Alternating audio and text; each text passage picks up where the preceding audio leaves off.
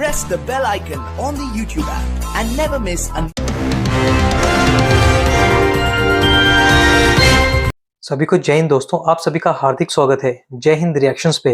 आशा करता हूं कि आप सभी लोग बहुत अच्छे होंगे। तो आज की लेटेस्ट और दमदार वीडियो में आप देखेंगे भारत की बेटी और सुप्रीम कोर्ट की दबंग वकील नाज़िया अलाई खान जी का दमदार और बेबाक इंटरव्यू, जिसमें वो जनता की आवाज बनके सामने आएंगी। और ये वीडियो का सेकंड पार्ट है। फर्स्ट पार्ट ऑलरेडी हम चैनल पे डाल चुके हैं, जिसे आप लोगों ने बहुत ज्यादा प्यार दिया था कमेंट्स और मैसेजेस के थ्रू। तो इसे भी अंत तक देखें और चैनल पे नए हैं तो चैनल को सब्सक्राइब कर दें, ताकि हम आपके से लेटेस्ट नॉलेजेबल और दमदार वीडियोस लाते रहें। तो चलिए पहले ये वीडियो देखते हैं और अंत में इसके बारे में बात करेंगे। जय हिंद, जय भारत। यास्मीन, आप जैसी या मुझ जैसी महिला को अगर कोई तिरछी नजर से भी देख ले तो हमें फर्क पड़ता है। तो इसलिए मुझे बुरा लग रहा है और मैं अपनी आवाज उठाती रहूंगी, चाहे भारतीय जनता पार्टी का अमिताभ चक्रवर्ती और जगन्नाथ चैटर्जी मेरा मर्डर ही क्यों ना करवा दे, या फरहाद हकीम या हमीदुल रहमान मेरा मर्डर क्यों ना करवा दे टीएमसी का। चारों का नाम मैंने लिया है। तब जब तक मेरे अंदर सांस है, जब तक मैं जिंदा हूं, मैं आवाज उठाती रहूंगी and nobody can stop me.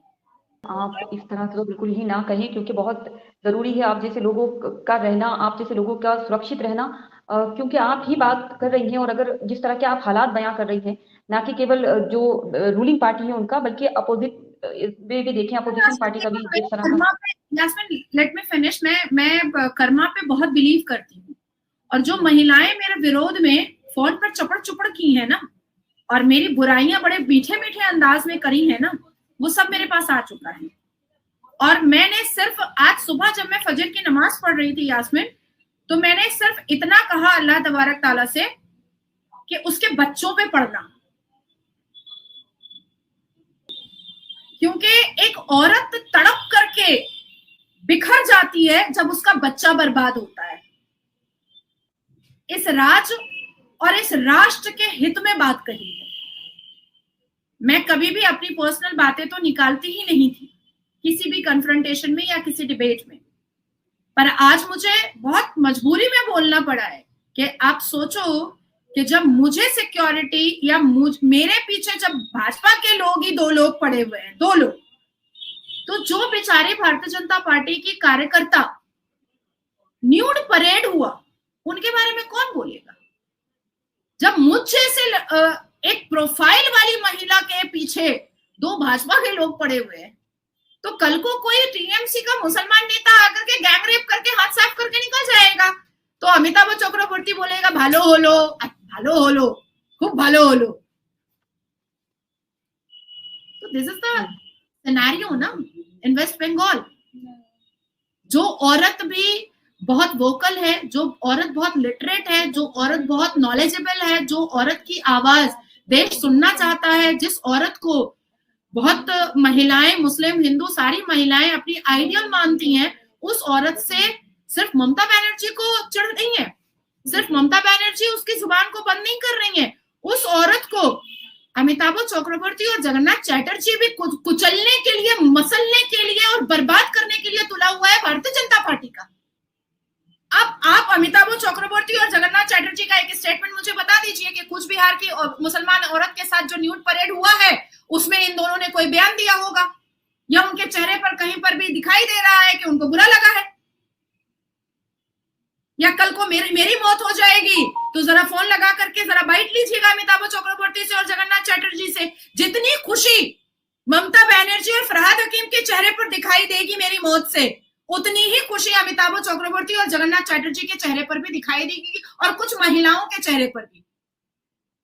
क्योंकि मैं पैसे के लिए अपने अस्तित्व और अपने शरीर को नहीं बेच सकती हूँ, और ये पता है सबको, टीएमसी वालों को भी पता है। क्योंकि एक वक्त था जब ममता बनर्जी मेरे मत्थे को चूमते रहती थी, मेरे चेक्स को चूमते रहती थी, मुझे गले लगाते रहती थी, और एक वक्त आया जब मैंने उनका दामन छोड़ करके मैंने भारतीय जनता पार्टी ज्वाइन किया, तो मैं वहां पर भी लॉयल थी और मैं यहां पर भी जनता के साथ ही लॉयल हूं। मुझे वहां से हटना पड़ा क्योंकि उनको मेरे जैसी कट्टर राष्ट्रवाद लड़की नहीं चाहिए थी, और आज बंगाल में भारतीय जनता पार्टी को मुझसे प्रॉब्लम हो रहा है क्योंकि मेरे जैसी कट्टर राष्ट्रवाद लड़की नहीं चाहिए।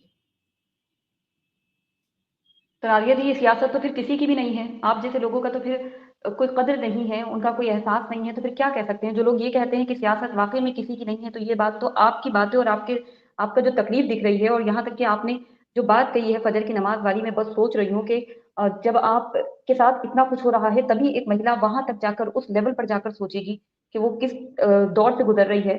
तो फिर तो ये सियासत वाक़ई में किसी की नहीं है। आप जैसे और जो देश के बारे में सोचे, समाज के बारे में सोचे, औरतों की स्थिति के बारे में सोचे, उनकी तो फिर क्या ही वैल्यू रह जाती है। और ये राष्ट्र चुप है। मुझे हैरानी है कि हमारा हमारा समाज चुप है।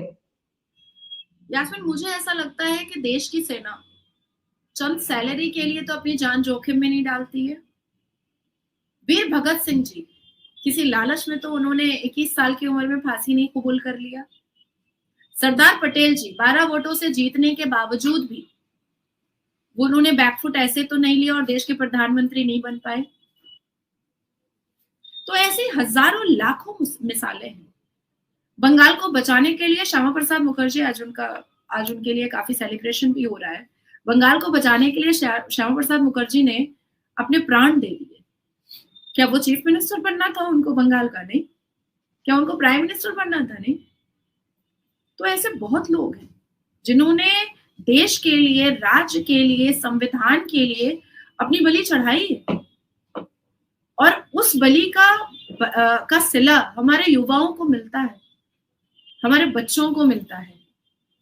अगर मैं सही रास्ते पर हूं तो मेरा बच्चा, मेरे घर के सदस्य उसके अचीवमेंट को याद करेंगे और बहुत खुश रहेंगे।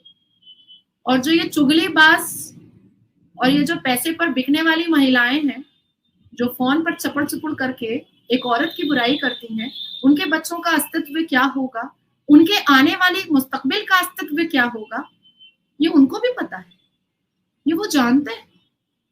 मैं धर्मों पर विश्वास बहुत करती हूँ, अल्लाह और भगवान पर भी विश्वास करती हूँ, पर कर्मा पर सबसे ज्यादा विश्वास करती हूँ।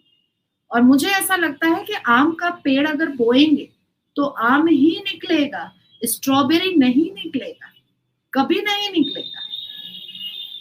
तो मैं तो करूंगी, जब तक मैं जिंदा हूं मैं तो करूंगी, मैं बैकफुट नहीं होने वाली हूँ। जिस तरह से आज मैंने आपको सुना है, तो मुझे वाकई में ऐसा लग रहा है, सियासत को लेकर जो ख्यालात रहता है कि सियासत किसी की नहीं है। अगर आप राष्ट्र हित का सोच रहे हैं, लोगों के हित का सोच रहे हैं, तो आपको बहुत बहुत बुरे हालात, बहुत बुरे दौर से गुजरना पड़ता है, जो कि आज हम आपकी बातों में आपकी पीड़ा देख रहे हैं।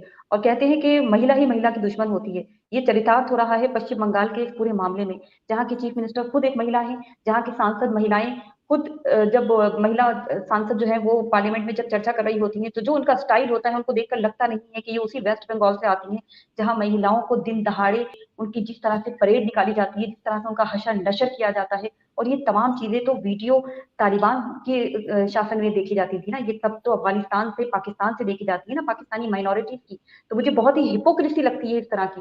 और एक बहुत बड़ा सवाल कि जब हम बात कर रहे होते हैं कि केंद्र में विपक्ष को मजबूत होना बहुत जरूरी है, तभी सामंजस्य के साथ देश चलता है, तो ये सवाल का जवाब हम पश्चिम बंगाल में क्यों नहीं तलाशते हैं? जब राज्यों की बात होती है तो पश्चिम बंगाल में जो हर्षण नशर है, तब हम क्यों नहीं कहते हैं कि विपक्ष कहाँ चला गया है, कहाँ सो गया है, क्या उनको नहीं दिख रहा है? मैं यास्मीन इसमें आपको बताना चाहती हूँ कि दो लोगों ने पश्चिम बंगाल में भारतीय जनता पार्टी को बर्बाद करने का बीड़ा उठाया है, और उसका नाम है डोमिनेंस उन्हीं की है ना। बिल्कुल बिल्कुल, जो आपने कहा, तो डोमिनेंस उन्हीं की कायम हो गई है। क्योंकि वो बहुत सुपीरियर लीडर है, क्योंकि वो बहुत ज्यादा ऊंचे पद पे बैठे हुए हैं, तो उनके बिना परमिशन के तो भाई कोई भी कोई काम करेगा उसको शोकॉज दे दिया जाएगा पार्टी की तरफ से। तो जो करना भी चाहते हैं, अब सब तो मेरी तरह अड़ियल घोड़ा नहीं होते हैं कि भाई तू दे दे शोकॉज, मुझे कोई मतलब नहीं है। कुछ लोग होते हैं जो अपनी गरिमा को, अपने चेयर को बहुत पसंद करते हैं, लेकिन साथ साथ वो देश से लेकर के अपने राज्य के लिए काम भी करना चाहते हैं। तो ये दो व्यक्ति जो है, ये इसने पश्चिम बंगाल में भारतीय जनता पार्टी के जुबान को बंद करने का इसने या तो कॉन्ट्रैक्ट साइन किया है और या तो कसम खाया है। दो में से कोई एक तो जरूर है। करना चाहते हैं सारे नेता वर्कर, सब कुछ करना चाहते हैं, इस राज्य को खूबसूरत बनाना चाहते हैं, तभी तो बेचारे मर रहे हैं, सब जेल जा रहे हैं वर्कर, सब बेटी बहू माँ बहनें सब बेआबरू हो रही हैं वर्कर्स की। लेकिन फिर भी भारत माता की जय, फिर भी भारत माता की जय। हर इलेक्शन में पिटते हैं, हर इलेक्शन में जेल जाते हैं, फिर भी जुबान से वही आवाज निकलती है, भारत माता की जय। पर ये दो व्यक्ति आस्तीन का सांप है। तो जिस तरह से आपने हालात बयां किए हैं, पश्चिम बंगाल की स्थिति जो है वो बहुत गौर करने वाली है। इस वक्त इस पर चर्चा होनी जरूरी है, इस पर पूरे देश को नजर बनाए रखनी जरूरी है। और इस पर अगर गौर नहीं किया गया तो आगे जाके जो हालात नजर आ रहे हैं तो वो बहुत अच्छे नहीं होने वाले हैं। बहुत खतरनाक सिचुएशन वहां चल रही है। जिस तरह की अब तक खबरें भी आ रही हैं और जो तमाम वीडियोज आती हैं वो दिल दहला देती हैं। और खास करके महिलाओं के साथ जो दुर्व्यवहार हो रहा है वो अपने आप में हैरान करने वाला है कि इसको लेकर तमाम लोगों की चुप्पी हैरान करती है। आपका बहुत शुक्रिया, आप इस पूरे मुद्दे पर हमारे साथ जुड़ी और आपने आज बहुत ही पर्सनल अपने व्यूज भी हमारे साथ शेयर किए। बहुत बहुत शुक्रिया। और साथ ही साथ आपने जो सियासत का नया चेहरा जो सामने रखा है, जिसकी वजह से पश्चिम बंगाल के हालात जो है वो बद से बदतरीन हो रहे हैं, वो फिक्र गौर करने वाली बात है। और इसको जल्द से जल्द नहीं रोका गया तो मुझे लगता है कि हालात जो है और भी ज्यादा बदतरीन सामने आ सकते हैं। बहुत शुक्रिया कि आप इस पूरे मुद्दे पर जुड़ी, आपने वक्त दिया। Thank you so much Nadia ji. Thank you. जय हिंद। जय हिंद, वंदे मातरम, भारत माता की जय। दोस्तों आशा करता हूँ कि वीडियो को आपने अंत तक देखा होगा और हमेशा की तरह नाज़िया अलाई खान जी का दमदार और बेबाक रिएक्शन आपको काफी पसंद आया होगा। और इस वीडियो में आपको बहुत कुछ जानने को मिला होगा, जहाँ पे आपने देखा नाज़िया खान जी ने कैसे पश्चिम बंगाल के जो हालात हैं उन्हें एक्सपोज किया। और जबकि खुद नाज़िया अलाई खान जी बीजेपी की स्टार प्रचारक है, पर वो ना सिर्फ टीएमसी से बल्कि बीजेपी से भी काफी ज्यादा नाराज और खफा नजर आई, क्योंकि हम जानते हैं कि पश्चिम बंगाल में जो कार्यकर्ता हैं उनकी जान पे बनी हुई है। वो बेचारे मारे मारे छिप रहे हैं, बट बीजेपी जो है वो किसी भी तरह का कदम नहीं उठा रही, ना ही पश्चिम बंगाल में कोई राष्ट्रपति शासन लगा रही है। इसी वजह से आप देख रहे हैं कार्यकर्ताओं से लेके जो भी स्टार प्रचारक हैं वो बीजेपी से नाराज हैं। तो इसके बारे में आपके क्या विचार हैं? आप अपने विचार हमें कमेंट सेक्शन में लिखकर जरूर बताएं। और एक बार फिर चैनल पे नहीं है तो चैनल को सब्सक्राइब कर दें, ताकि हम अपने से लेटेस्ट दमदार और इन्फॉर्मेटिव वीडियोस लाते रहें। तो चलिए फिर मिलेंगे ऐसी किसी जबरदस्त वीडियो में, तब तक अपना ध्यान रखिए। जय हिंद, जय भारत।